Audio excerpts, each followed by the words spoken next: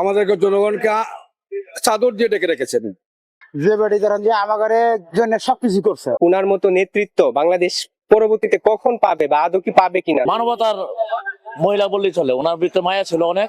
আপসহীন নেত্রী বাংলাদেশ জাতীয়তাবাদী দল বিএনপির চেয়ারপারসন বেগম খালেদা জিয়া, যিনি তার সমগ্র জীবনটাই দেশকে উৎসর্গ করেছেন, দেশের মানুষের জন্য কাজ করেছেন। বিনিময়ে জেল, জুলুম আর নির্যাতন ছাড়া তার কপালে খুব বেশি কিছুই জোটেনি। আজ তার মৃত্যুতে সিলেট সহ পুরো দেশের মানুষ যেন হাহাকার করছেন। আমারও নিজেও চকুর বাড়ি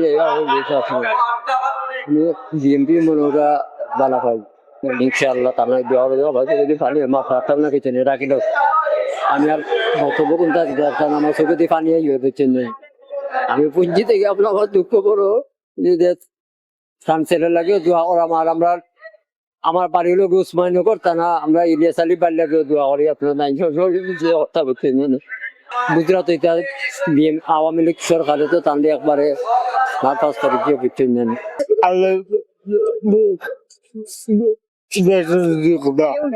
বেগম জিয়া খালেদা জিয়া 3 বার আপসহীন নেত্রী, ওনার তুলনা হয় না।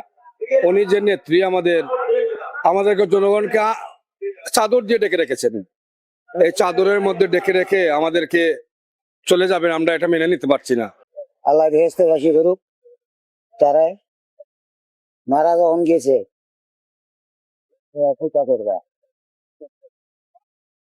ভালো মানুষ ছিলেন উনি, আর হঠাৎ করে মারা গেছেন। ওনার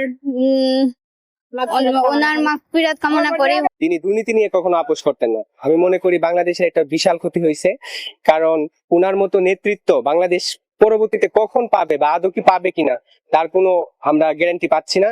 যা করিয়া গেছেন এই দেশটার মাঝে খুব শান্তিতে মানুষ বসবাস করতেছে।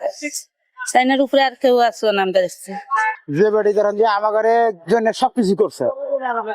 এই বেটি যদি মারা যায় এই বেটি তো আল্লাহ নিয়ে গেছে, বুঝলেন না? এই বেটির জন্য আমাকে খারাপ লাগবো না? খারাপ লাগছে।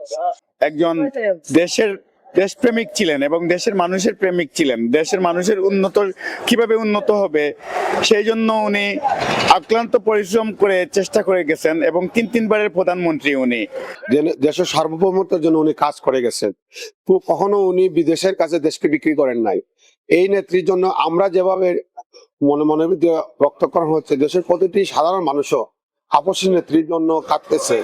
সে 3 বার প্রধানমন্ত্রী ছিল, আমরা তো এই পুরো দেখেছি এবং চলাফেরা করেছি, সব দিক থেকেই শান্তি পাইছি আমরা।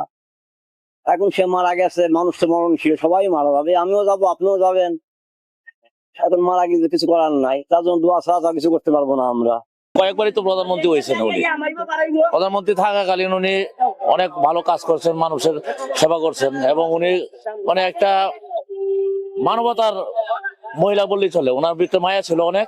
তাই চলে গেছেন, চলার পথে ফেলে গেছেন অনেক হাজারো স্মৃতির পালক। সেই পালক ছুঁয়ে আজ আমরা কষ্ট পাচ্ছি। ওনার লাগি অনেক দোয়া